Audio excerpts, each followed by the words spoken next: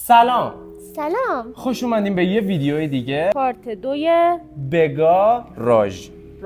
بگاراژ خوش اومدید. با حضور دلبرها عمو اشنو. از تو نگاهش میتونید بفهمید چی میخواد بهمون بگه.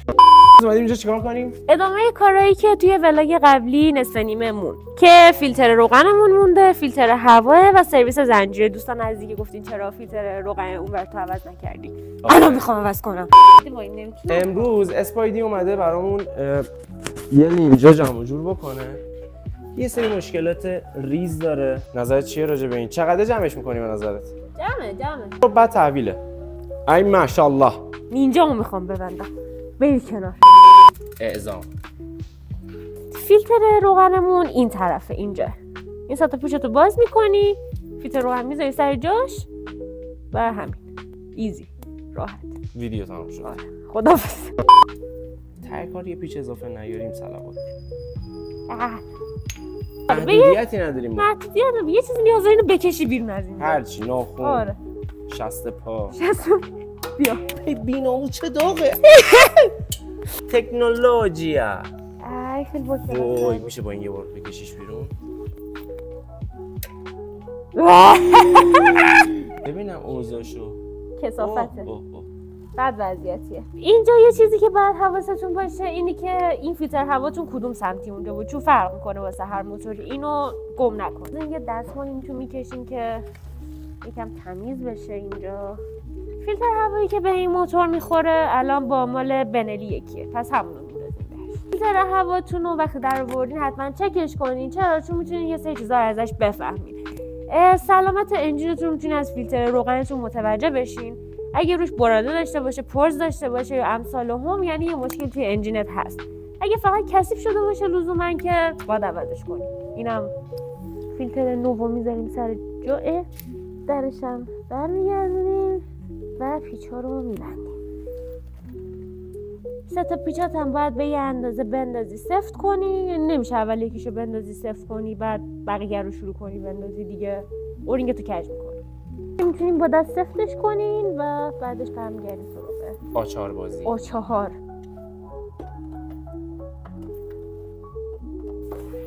نایس. اوضاع خیلی خیت شد. قرار بود فیلتر هوای ساده باشه. داشتیم انجین رو میآوردیم پایین. دنبال فیلتر هوا اومدیم، کل سمت راست موتور رو باز کردیم، پیچ و همه بند و بساطشو. بعد فهمیدیم که سمت چپه. کی بهت گفت؟ چت جی پی تی. 2 تا پیچ ریز داره. 2 تا پیچ ریز داره. 1 ساعت و نیم داریم پیچ باز می‌کنیم. بعد کلی بدبختی با لطف چت جی پی تی که بهمون گفت کجای فیلتر هوای این موتور. آره اینجا سمت چپ موتورتون فلاپ رو که باز کنین یه پیچ داره، همین جلوتون اینجا فیلتر هوای موتوره. وضعیت رو ببینید. دیگه الان اتفاق افتاد اینه که فیلتر هواشون اینجا ندارن و فیلتر هوا باز خود نمایندگی بگی. نداری خب هیچ خیلی همچین فیلتری نمیذاره. و باد بگیریم. کارش نمیشه کرد. مجبوریم که باد بگیریم و تمیزش کنیم و بذاریمش سر جاش تا بریم پیش کویر عزیز و مهربون. ما اصلا درست انجام ندادیم اینه که تو کل این مدت فیلتر هواشو عوض نکردیم. این اولین بار بود که داره باز. اصلا من اصلا نمی‌دونستم چی هست. 30,000 تا کار. بردم یه جا به خدا فیلتر روغن عوض که گفت داداش هواه. می‌بینید اینطوری و بدیمش پایین و اینو یهو بکنیم توش، بعد اینو اینطوری ولش کنیم. نکن.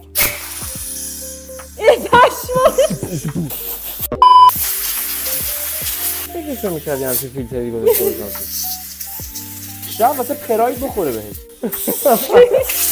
نوشو خریدیم، می‌خوایم نوشو بذاریم. نوه این الان فکر کنی نوه. این محفظت هم یه باد توش می‌گیریم که نظر کافیه نه؟ اوساگ یه تنه ریدیم تو فضای اینجا فکر کنم نه؟ چیزی نیست. مجبوریم دیگه. از هیچی بهتره. حداقل یه ذره به بزرگی خودت ببخش. آره.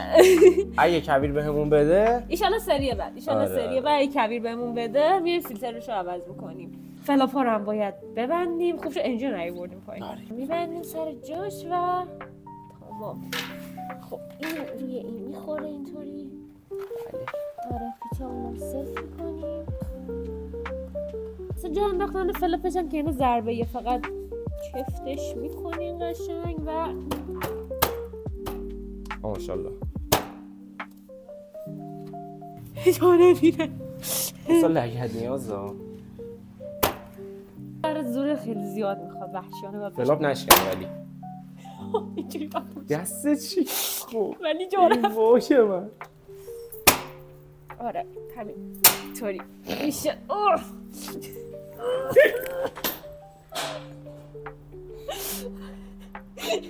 یاد نگیرید این سطح از خشونت رو زینم جا میزنیم که این گندکاری که کردیم بسته شه و تموم شه. next پارت قبلی رو از مغزتون بیرون کنید. خیلی داشت دارک میشد. آره داشت دارک میشد ولی فکر نمی‌کردم فیلتر هوا چیزی باشه که مخصوص خود موتور باشه. ولی شما قبل اینکه باز بکنید حتما برید کویر بخرید آماده تر و تمیز داشته باشید چون فکر کنم هر جایی هم گیر نمیاد. چون من هر چقدرم سرچ کردم توی یوتیوب و این ور اون ور فلان بیسار هیچ چیزی در قالب این که تعویض فیلتر هوای موتور وجود نداشت. شبیه پرایده. آفرین. ولی برید شما حتما کویر تهیه بکنید. قطعش چیزی نیست که مال موتور دیگه باشه. فکر داشته باشم راحت هم میتونید. آره فکر نمی‌کنم ولی ما نگشتیم نمی‌دونستیم.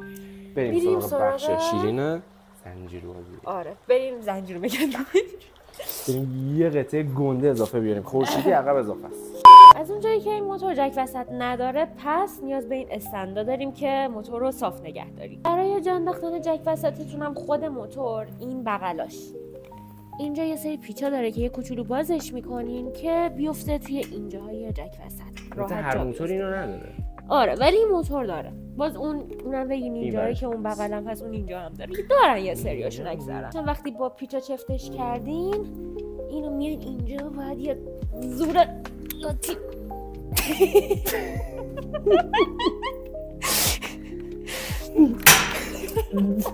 باری گل و از کل وجودتون بکن. تمیز کردن زنجیرمون به چند تا از وسیله نیاز داریم که برای چرب کردنش به روغن گیربکس نیاز داریم که حالا یکم میریم جلوتر و توضیحات بیشتر رو بهتون میدم. برای تمیز کردنش الان من WD-40 آوردم ولی بهتره که از این استفاده نکنین. اصلیت کار این اسپری برای اینه که خب حالا جلوی اون زنگ زدگی رو بگیره. اگر زیاد از این اسپری استفاده کنین زنجیرتون رو خشک میکنه. نکن زنجیرت خراب میشه قفل میکنه. مثلا که راه اصولیش این نیست ولی الان من چون چیز دیگه ای ندارم از این استفاده میکنم. اگه هم خواستی از این استفاده کنی مقدار کمی استفاده کن. کل اسپری رو خالی نکن. من قبلا این کاری کردم. زنجیر قفل میکنه. نکته که تو چرب کردن زنجیر مهمه اینه که خب حالا خیلی‌ها فکر میکنن که اینجای زنجیر باید چرب بشه و روغنی شه ولی در اصل این اتصاله رو می‌بینی این وسط اینجا. بله. این اتصال مهمه که چرب بشه چون که اینه که در اصل قفل میکنه و خراب میشه. این روش مهم نیست. در حدی که روش خاک نداشته باشه و کثیف نباشه کافیه. حواستون باشه که این وسط چرب بشه. واسه تمیز کردن زنجیرتون هم یه سری از بروسا هستن که مخصوص زنجیره ها شبیه مسواکه. از اونا بگیم. من الان اونمو جا گذاشتم. پس آره یه ذره لاستیکو بعد بچرخونیم میچرخونم هم میزنیم که خیس بشه. یه ذره با این فوچه هم میزنیم که بعدش که اسپری رو زدیم تمیزش کردیم باید بذاریم که زنجیر خوش بشه. من حالا چون تایم ندارم مجبورم با دستمال یه ذره خوشش کنم. اینم چون خودش روغنی و کثیفه مرزش نمیگیره. نکته که اینجا خیلی حواستون باشه اینه که دستتون لای زنجیر گیر کنه انگوش نداری دیگه. حواست به این نکته موتور یعنی خاموش باشه حتما. آره حتما خاموش باشه. دنده نذاریم بگین یه ذره گاز میدم خودش به چرخه راحت ادای بلد. آره اگه انگشتاتو دوست نداری این کارو نکن. پیارش گفتم دیگه بهترینش و اصولی ترینش روغن گیربکسه. دیگه حواستون باشه که این لبه ها باشه که اتصالات رو چرب کنه. کنترل هم باید یه ذره بچرخونیم که روغن شورده نده. وایسا یه دقیقه وایسا. حالا بزن. این صدا رو گوش کن. این صدای ترسناکی که میشنویم واسه اینه که من اینجا زنجیرم شل شده و میگیره به این فلاب ملاب. الان باید یه ذره این زنجیر رو تقریبا یه بند انگشت سفتش کنیم. این نه باید خیلی سفت بشه نه اینطوری خیلی شل بشه که در داره. این الان زنجیر کش ما. این پیچی که اینجا میبینید این هر چقدر بیاد بیرونتر یعنی این محور رو به سمت عقب‌تر میکشه و زنجیر ما سفت‌تر میشه. پس ما باید اینو بکشیم بیرون. حالا این پیچی که اینجاست هم این سمت موتور هم این سمت موتور هستش.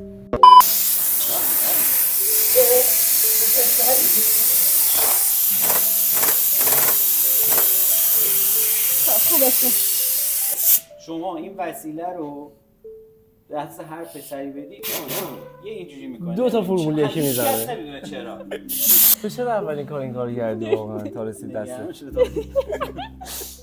بوکس و باد که میگن اینه. این بوکس نبود؟ بادی آره. هیچ کاری. از اینا میان اینو اینجا که این سمته شل میکنین که اینطوری آره یه ذره سفت‌تر من دستم پر بود.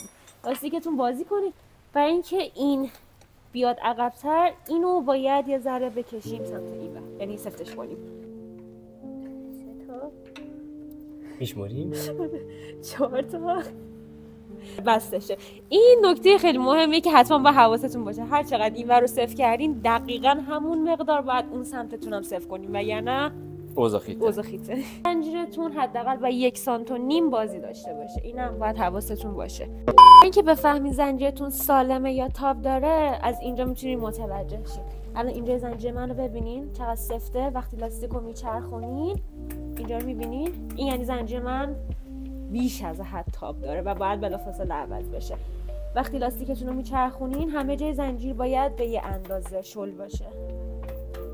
وقتی میخواین صفر کنین حواستون باشه اگه زنجیرتون تاب داشته باشه بیش از حد صفتش کنین یهو پاره میشه.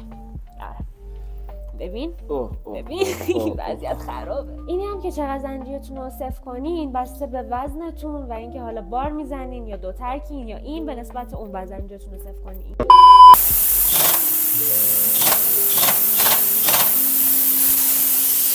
پیچ میل وسطتون هم سفت کردین بازم یه بار دیگه زنجیرتون رو چک کنین که ممکنه تاثیر بذاره و سفت‌ترش کنه. از اونجایی که اوضاع زنجیر رو دیدیم یه ویدیوی دیگه واسه تعویض به طور کلی زنجیرم خواهیم داشت خیلی زود یعنی فردا. بدبخت شدیم.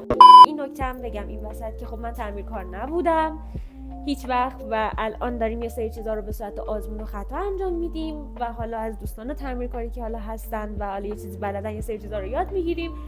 شما اگه چیز بیشتری بلدین به ما بگین چون که من استکار نیستم و خب بالاخره آزمون خطای دیگه. قرار از تجربیات همه استفاده آره قرار از تجربیات هم دیگه استفاده کنیم و من فقط دارم آزمون خطا میکنم که یاد بگیرم که چطوری کارا رو خودم انجام بدم. پس گارد نگیرین. آروم باشین. ما باید یه فیلتر هوا واسش بخریم و عوضش کنیم و یا زنجیر بگیریم و عوض کنیم. جیبام داره گریه میکنه. باید جک وسط موتور رو در بیاریم. خدا بخیر کنه. ترسناک. هیچ ایده‌ای ندارم پس زور نیست. نه راحت. بذار ببینم. آها رو پات نره نه نمیره. ایزی. نایس. این قصصمون که در آوردین این پیچه رو یه ذره صفر کنین که همینطوری به امان خدا بیرون نباشه. حال خوشی ندارم. دست از سر موورد. کیف پولمون داره گریه میکنه. آره افتادیم. یه خرج توپل افتاد موتور. الان نباید آره ولی اشکال نداره مجبوریم زنده موندنمون. آره. ویدیوش هم میذاریم. آره هواکشش که اصلا فیلتر هواش که باید عوض بشه. بود من خیلی موتور تعمیرگاه بردیم و خیلی فکر می‌کردم اینجایی که فیلتر روغنه فیلتر هواشه یعنی من مطمئنا میگم که میدونستم ولی نمیگفتم که اصلا باز بشه. حالا هیچ کسی تعمیرکاری اشاره نمی‌کرد به این داستانی که فیلتر هواش بعد عوض شه. جای درستی نداشت فیلتر هواش ولی خب آره دیگه ویدیوهای بعدی یه هیولا بالا پشمون چقدر صدا شده.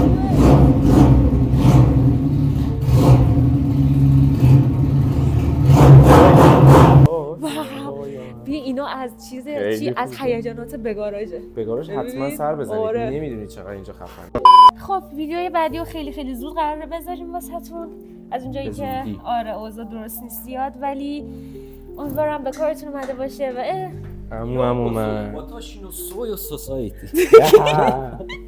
تو رو خدا منو قلاب نکنید. قلاب ویدیو جدید. قلاب خورش خوبه. اما عشق قلاب خورش خوبه. عمو قلاب ویدیو جدید بچه‌ها. درسته که اسپایدی بهتون یاد میده ولی شما برید مرکزهای درست موتوراتون. نه بچه‌ها گوش ندید دروغ میگه.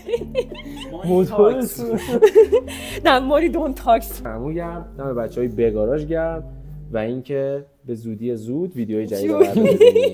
ماچ به همه مواظبت کنین. من باید بوس بدم؟ آره دیگه. نه.